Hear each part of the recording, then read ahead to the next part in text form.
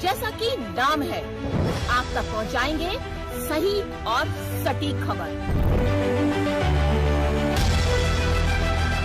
जनता की सुननी है और सरकार को सुनानी है। ये है आई ऑफ ट्रुथ।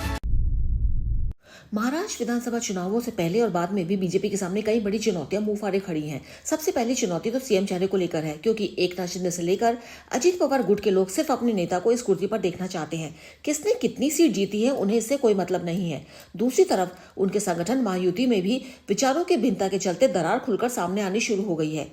अजीत पवार की अगुवाई वाली राष्ट्रवादी कांग्रेस पार्टी बीजेपी से दूर होती दिख रही है। कारण सिर्फ अपने वोट बैंक बचाने का चक्कर है। बीजेपी महाराष्ट्र में खुलकर हिंदुत्व का कार्ड खेल रही है, पर यहाँ पर यूपी के सीएम योगी आदित्यनाथ के बयान बटेंगे तो कटेंगे से अजीत पवार ने खुलकर किनारा कर लिया है। उनका साफ कहना है कि वे इसका समर्थन नहीं करते हैं और महाराष्ट्र में ऐसा नहीं चलता। जहां अजीत पवार की पार्टी के उम्मीदवार हैं, उन्होंने साफ तौर पर कहा है कि वहां उन्हें पीएम, गृह मंत्री और यूपी सीएम के प्रचार की जरूरत नहीं है। दरअसल अजीत पवार को पता है कि उनका वोट बैंक वही है जो शरद पवार का है। वो वोट बैंक है मुस्लिम और क्रिश्चियन का। जहां जहां से अजीत पवार की पार्टी चुनाव लड़ रही है, वह तभी जीतेंगे जब उन्हें मुस्लिम और क्रिश्चियन वोट मिलेंगे।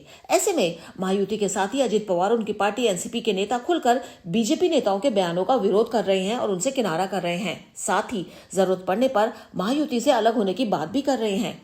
महायुति की यह दरार इसलिए ज्यादा उभरी है क्योंकि बीजेपी जैसे जैसे हिंदू वोट बैंक को एकजुट करने की कोशिश कर रही है, वैसे अजीत पवार की दिक्कतें बढ़ रही हैं और वो खुलकर विरोध की स्थिति में आ गए हैं। सबके सामने अपना वोट बैंक बचाने की मजबूरी है। Anujan Rohatgi, eye of truth. Eye of truth को सब्सक्राइब कीजिए यूट्यूब पर, इसे फॉलो कीजिए फेसबुक पर, इंस्टाग्राम पर, ट्विटर पर और कू पर। हमारे चैनल के बारे में फीडबैक देने के लिए हमें मेल कीजिए ioftruth.6@gmail.com पर।